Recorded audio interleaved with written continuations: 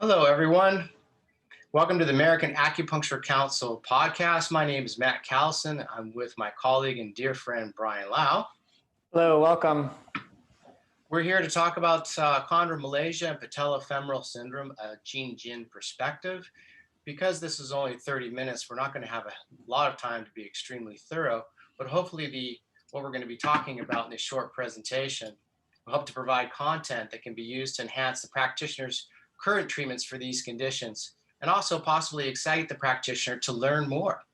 So why don't we jump right into the information? I want to introduce you to Brian. He's going to get started with a video that we've been working very hard on. Brian?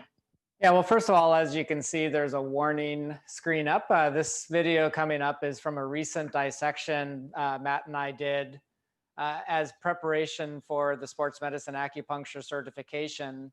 Module 3, anatomy, palpation, and cadaver lab is the first 2 days of module 3. When we do the program, we always prepare the cadaver specimen beforehand.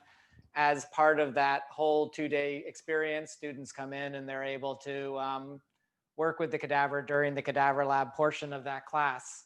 And then that evening we stay after, prepare the cadaver for the next day, different view, different depth, maybe from prone to supine. They come in, they're able to see that prepared specimen the second day as part of the experience for the 2-day lab. So now with COVID, we're having a transition to some of the classes being online and webinar based. We have an upcoming one in October.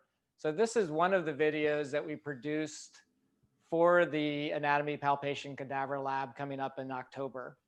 The experience is a little bit different. In some ways, I think it's potentially better because the students get a chance to see some of the dissection, some of the process that we're doing, but at the same time, they're not there for the experience live, but there's pluses and minuses. So this is a video from the upcoming class. We're not going to be able to play the entire video, but it'll supplement the discussion of what we're doing today, which is on chondromalacia and patellofemoral syndrome. I'm going to go and play the first part of the video. So there's a little bit of a animation to set the stage about how the patella tracks. So you'll see that coming up in just a moment. Let me see. Sorry, I didn't have the video started. It should start in just a second now. Here it goes. So what you're seeing, the patella is not on. The bone is set up with a supine position. And this is going to highlight the trochlear groove. That's where the patella tracks. The patella should come in just a moment. And you'll see how it sits over this patellar groove of the femur. So the patella tracks during flexion and extension along that patellar or trochlear groove. And that's partly held in place, or at least that movement is controlled by the guy wires of the spleen and the stomach sinew channels. And if there's balance in those channels, well, then of course that's going to allow the patella to track along that trochlear groove. So a common situation very frequently in clinic when people are having problems with patellar tracking leading to pain is the stomach sinew channel, especially the lateral quadriceps, the vastus lateralis, pulls excessively. And the spleen sinew channel is weak and not doing quite the amount of work or the load that's necessary. So what happens is then the spleen fails to lift, the patella pulls lateral. We'll talk more about that as we go through the presentation. I'm going to go back to that place.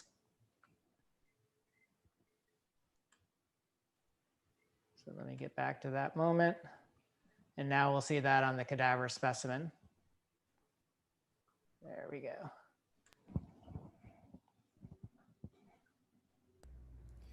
This video is showing the quadriceps. 3 of the quadriceps. We'll be showing the vastus intermedius in a separate video. For this video, you see the rectus femoris muscle. The rectus femoris attaches to the patella, blends in all the way down to the tibiotuberosity. You've got the vastus lateralis attaches to the lateral lip of the femur, attaches to the lateral aspect of the femur, blends in with the fibers of the rectus femoris and attaches on the tibiotuberosity. Then you have the vastus medialis. Here's the longitudinal fibers of the vastus medialis. And the vastus medialis has oblique fibers as it comes down, attaches to the medial aspect of the patella, blends in with the other quadriceps to attach to the tibia tuberosity. As we learned in the previous lectures, you have the spleen channel affecting the vastus medialis. You have the stomach channel affecting the vastus lateralis. We need to have an even pull between these two muscles so that the patella can evenly go through the intertrochlear groove. A common imbalance between these muscles, between these channels, will pull the patella lateral and superior, causing chondromalacia and patellofemoral syndrome. In other videos, you'll see lateral retinaculum needling for that. Also, surround the dragon needle technique around the patella that can help with that condition. The rectus femoris, you can see, is a bipartite muscle. That means it has a linea alba. So this linea alba runs down the center of the patella. All right. So Hey, that so I gives just a wanna little summary of what we're looking at, Matt. Yeah, I just wanted to say something really quick. I'm not quite sure. We're having technical difficulties because on my view, it looks really, really blurry. That video is crystal clear with the resolution that we normally have. That was really blurry. Brian, are you seeing the same thing? Is it blurry on your end too? Look fine on my end, but it might be that I'm looking at the screen that it's playing on. Well, maybe it's my glasses. Let me take a look. Well, sorry about that, you guys. Patellofemoral syndrome will frequently present with a lateral glide and or lateral tilting of the patella. This is what we were discussing, how the stomach sinew channel, that vastus lateralis, pulling up on that lateral aspect of the patella, and the spleen channel weakens, is unable to guide that control of the patella. So it starts to tilt, as you can see, to the lateral side. So this malposition can lead to increased pain and also deterioration of the patellar cartilage, which would be also another name for chondromalacia patella. And what's next there, Brian? Mm-hmm. So the patellar tracking injuries causing pain can lead to positive evaluations, such as with using Callison. Callison is a very good test. It's a test that causes pain, so you have to make sure that you're doing it very gently. What you're doing is you're forcing the patella actually into that trochlear groove. And if there's chondromalacia, if there's that sand underneath the patella, then you can only imagine, for those people that don't have it, what that's going to feel like when you're actually trying to get that patella to grind against the bone. And that's what Callison is. So it's a very good test, but you have to use a lot of sensitivity with it because it can really hurt the patient quite a bit. Yeah, it's kind of a gross feeling on people. It is. It is. Yeah, it is. It's useful. The purpose. Brian, you want to take on Eli's test and Thomas' test? Eli's test and Thomas' test. Well, Eli's test specifically, that the patient is prone and you're bringing their heel to their behind, and you're seeing if the rectus femoris is able to fully lengthen. And if it's shortened, then what it does is, as they get into the extreme of knee flexion, that shortened rec fem starts to pull excessively on the innominate bone, and it drives the innominate bone up. So it's really simply a test to see if the rec fem is able to fully lengthen. If it's not, then that indicates an overactive and a lock short rec fem, part of the stomach sinew channel. And that would be really good information that would lead you to wanting to reduce tension along the rec fem and along the stomach sinew channel. Thomas tests for multiple things. In this context, for this lecture, it's another test that will test for quadricep length. So it gives you another way of looking at if the quadriceps as a group are overactive. It does also test for psoas shortness, iliopsoas shortness, another channel sinew, another lecture, potentially sartorius shortening, part of the spleen sinew channel, also kind of less related to the patellar tracking in this case, but it does test for other things. But in our context for today, it's really about the quadriceps. So these are two excellent tests to test for overactivity in the quadriceps. Eli's more specifically on the rec fem. Yeah. Places supine patients. So I'll take this next bullet. As we know, when the leg is extended, it's easy for the practitioner to move the patella because it's mobile. So in this particular test, if we go into knee flexion of about 20 or 30 degrees, that adds a little bit of tension. That patella now is a little bit tighter into that trochlear groove. Now we can push on the patella from side to side motion. This is a kinder, gentler test than Callison. So you may want to use this one test first to see if that's positive, then you won't have to use Callison. This test is actually really reliable, at least for me. Next, assess the tightness of the lateral retinaculum of the knee. So place the supine patient in a straight leg position with the quadriceps relaxed. The practitioner lifts the lateral edge of the patella away from the lateral femoral condyle. Now, tightness or inability to raise the lateral edge approximately 15 degrees indicates a tight lateral retinaculum. Of course, you're going to compare that to the opposite side. So you're going to palpate the patella and get your thumbs to start working up underneath that lateral edge of the patella. Soften the tissue a little bit, take maybe 20, 30 seconds to do it, and then lift that patella. If that patella on that lateral side doesn't lift more than 15 degrees, that's a positive sign for that stomach sinew channel tightening down. That lateral retinaculum just is usually a cold stagnation in that region, pulling down on that area. So this is the reason why we have a needle technique going into that region, which also is moxibustion is also applicable with that.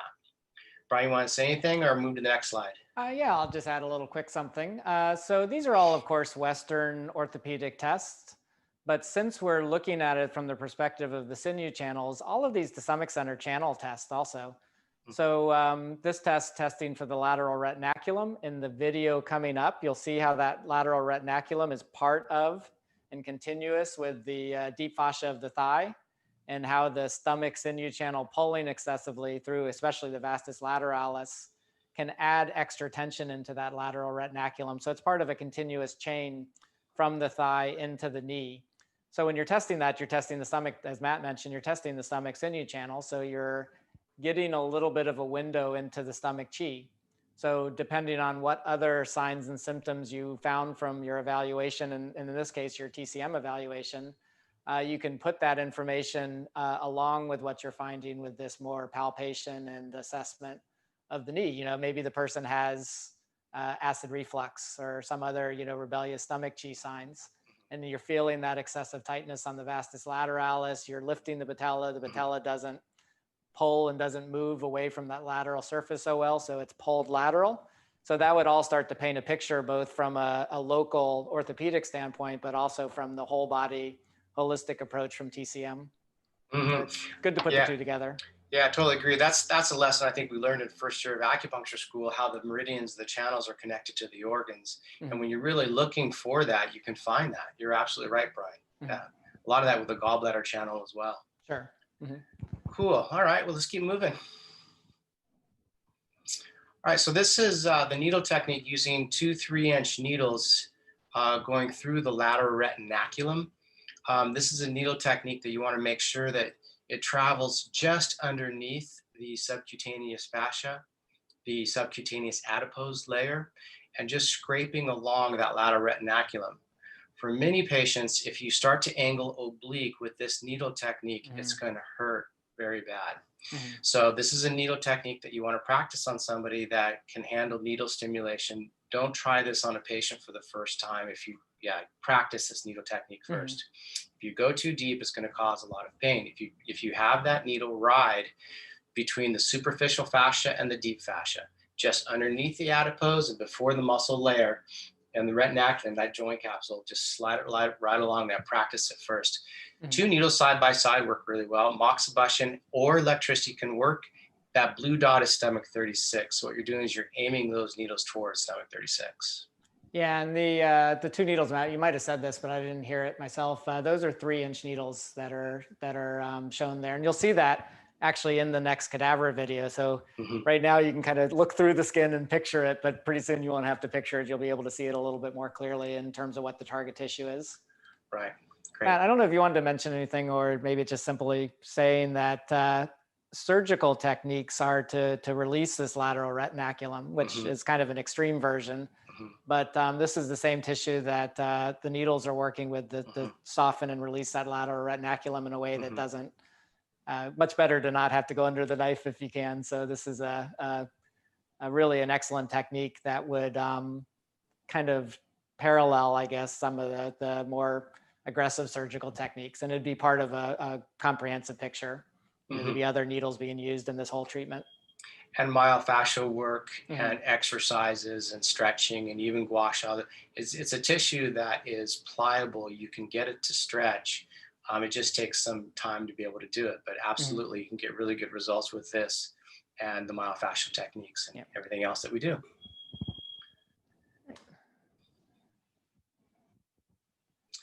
All right, so surround the dragon needle technique. We're going to be seeing this in the video coming up on a cadaver specimen.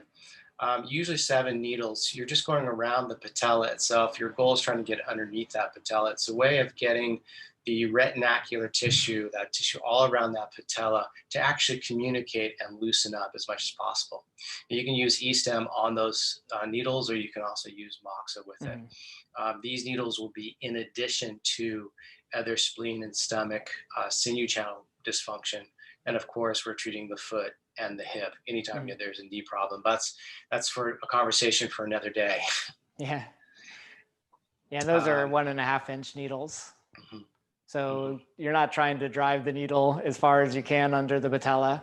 You're just trying to get the needle in the space between the patella and the trochlear groove, basically, to also, work on some of that fixed pain site of where there's degeneration of the patellar cartilage.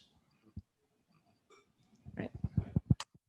So we are ready to look back at the cadaver image. I'm going to cue it up to the point that we'll take it from there. So we'll see those needle techniques on the prepared cadaver specimen. So that'll give us a little better view, especially the retinaculum. You'll be able to directly see that tissue. So again, if you're sensitive to cadaver images, then maybe look away for this portion. But I think it's all of us being medical professionals, it should be fine. So let me cue it up. Give me just a moment. There we go.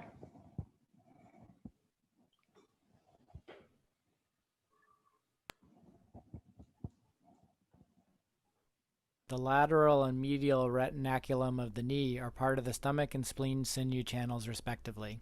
Here we see an acupuncture needle inserted into the lateral retinaculum. We teach a technique in assessment and treatment to address this target tissue. This is a surround the dragon needle technique for the patella. We use this for Chondromalacia patella. We'll be using 7 needles going around the patella. The first 2 needles will be on the lateral side, will be the first one. The second one will be on the medial side, located halfway between the superior pole and the inferior pole. The goal is to get the needle underneath the patella as far as possible. Each one of these needles is directed toward the underside of the patella. This needle technique is performed when the leg has knee extension, not a pillow underneath at all, but knee extension flat on the table. You can also apply electric stimulation on this, or you can also do direct moxa right onto the patella. Brian, can you freeze that for a second? Here we can get a better... Before the MFR, yeah. Yeah, it's good. Is it on the surround the dragon? I'll get it back there. All right. Okay, guys. So let me just discuss this. So the needles that you have going from the 2 inferior needles, I think you probably have already figured that out. One's going into the medial shion. The other one is going into the lateral shion or stomach 35.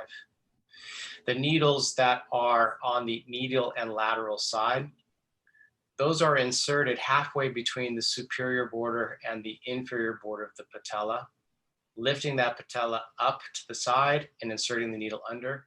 You do that on medial and lateral sides. The remaining 3 needles, 2 of them will be on the superior medial border. I'm sorry, one will be on the superior medial border and the other one will be on the superior lateral border. Again, the intention to go underneath the patella. The last needle at extra point, hading, going underneath or going through the tendon and underneath the patella. There, hopefully that was helpful. All right. All right, so we'll play then and look at the myofascial techniques that can be used afterwards. These are working also directly with the retinaculum. Oops, sorry about that. Pull that back.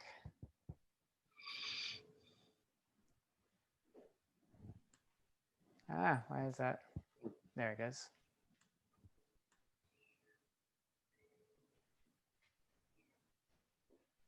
All right. So we're going to be seeing now a myofascial release technique. Moving Here the patella. Better look at these fibrous tissue structures which stabilize the patella. The hands are mobilizing the retinaculum on each side to show their influence on the position of the patella.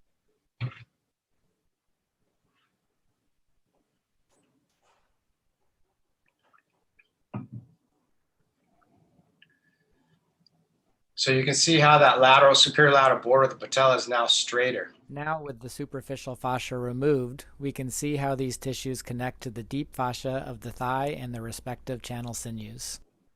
Can you see doing this myofascial release technique after you've done the needling? Because the needling is changing the tissue density and the force, changing the proprioception. And then you physically use your fingers to move that tissue, re-encouraging Removing the deep proprioception. fascia will give a better view of the underlying muscles of these channel sinews and their relationship to patellar balance.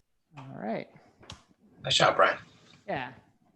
So you got to also see two different depths. With the superficial fascia removed, you get a little better view of how continuous that retinacular tissue is on the medial and lateral side with the deep fascia, and how the pull from the stomach and spleen channel would also have something to do with, in terms of too much pull on the stomach sinew channel, would pull excessively on that lateral retinaculum. So reducing at especially the motor point of the vastus lateralis would be helpful along the stomach sinew channel. And then if there was weakness and an inability at sort of a lessening of pull on the spleen side, then you could use the vastus medialis motor point to help bring chi, to bring a little bit of tone to that vastus medialis to complement the treatment. So those two are working in coordination with each other when they're in balance.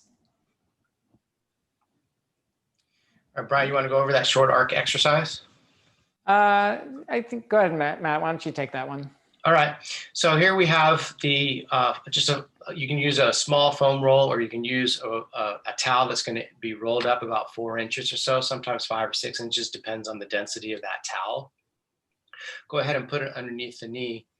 You want to have the patient go ahead and place their fingers over spleen 10 or extra point Bai Chong Lo. 2 or 3 fingers would be great. You have the person seated just like this, and then have them focus on contracting the vastus medialis oblique fibers when they're trying to press their knee into the pillow or into the towel. So with knee injuries and patellofemoral syndrome and lots of different knee injuries, the vastus lateralis is going to fire before the vastus medialis oblique, and that's backward. Let me say that again. The vastus lateralis will fire before the vastus medialis oblique, and in the muscle firing sequence, that's backward. So again, it really supports that stomach Jingjin excess spleen qi deficiency here. So let's have that patient do this exercise after you've just treated the stomach and the spleen Jingjin, and also did your myofascial release, and you giving this one exercise. Just that small protocol can help a lot of patients. Not all, obviously. It depends on how the severity of the injury, but this is really giving you a good little package to be able to start working with these kind of conditions. Again, emphasize that the patient is getting that vastus medialis oblique fibers to fire before the vastus lateralis when they're going into knee extension. Brian? Yeah, just for those who maybe haven't looked at the anatomy as closely, the vastus medialis, the medial quadricep, that kind of tear-shaped muscle on the medial side of the thigh, is a muscle, but the VMO, the vastus medialis oblique, are the fibers that start as the more inferior fibers that take more of an oblique direction as they sort of angle towards the patella. So when you get higher up in the muscle, the fibers are a little bit more straight up and down, a little bit more longitudinal, but the lower fibers then start to angle and they're more oblique. So that's what the abbreviation VMO, vastus medialis oblique, is. Same muscle, just the oblique fibers. Well, Brian, I think that's our last slide on this conversation, but is there anything else that you want to cover as a closing for this, Brian? No, I can look through some of the chats. I know there'll be some questions. I just, again, like to stress, I've already said it, Matt said it, but a lot of folks who haven't had a lot of orthopedic experience, as they start to transition more into orthopedic work, for TCM practitioners, it's very easy to sort of see it as sort of a different world. I mean, it's all of a sudden Western orthopedic tests. We're doing Clarkstein, we're doing Eli's test. We're talking about patellar tracking. We're talking about a lot of very Western type concepts. But the goal, one of our goals, at least in sports medicine acupuncture, is to really bridge those two worlds. So when you're looking at especially the sinew channel relationship, it all is very specific work that we were showing, more local work, but it's part of the big picture. Again, looking at the Zong Fu, looking at the If we had more time, we could talk about how the hip and the foot position relate to it. And there's other channel relationships that'll go with that are part of the big picture. So it's really just taking information you have and applying it in a slightly different context, but don't lose sight of the information you do have, because it's such a powerful medicine to really put together with this more orthopedic approach. Yeah, excuse me, I agree. So for the TCM practitioner, all of those different syndromes that have knee pain as a sign and a symptom, that's something to look at. Kidney Qi deficiency, kidney yin deficiency, liver Qi stagnation, especially with Pez-Ansarine problems and medial knee pain. All of those things apply. So we treat the patient with our TCM diagnosis, and then we add this sports medicine on top of it. Yeah, and we've been doing this for a while now, so I think we're getting pretty good at it. So hopefully you guys can be able to come check out our webinars. And we want to thank the American Acupuncture Oh, I do have Council. something else to add, Matt, real quick. Okay, I'll thank those guys afterward. Okay, thanks. The surround the patellar needle technique, Matt showed the two Shiyan points. So that's a little bit more of a angling under the patella. If you go to the YouTube channel for Sports Medicine Acupuncture, there's also a video that has the knee in much more flexion and showing more of a needling more towards the UB40 direction to access the anterior cruciate ligament, or a different direction to access the medial and lateral meniscus. So the reason I'm bringing that up, it's not really part of this class, but just to understand that these same point, different needle directions are going to specifically target different target tissues. So it might help sort of bring it a little bit more into a full picture if you wanted to check out. It's another cadaver video that you can see on our YouTube channel. Yeah, and that will also be in our webinar coming up in October. Okay, now you can think. Yeah. Okay. We want to thank the American Acupuncture Council very much for having us on this Sports Acupuncture podcast. You guys, thank you for listening. We appreciate you very, very much. Next week, we have Lauren, or the American Acupuncture Council has Lauren Brown coming in to discuss things. So that's going to be fantastic. If you have not heard Lauren Brown speak, you should check it out. Lauren is a very incredible practitioner and an academic as well. It's a really nice blend. Thanks very much, you guys. Thanks, Brian. I really appreciate you. Yep, thank you. See you, everybody.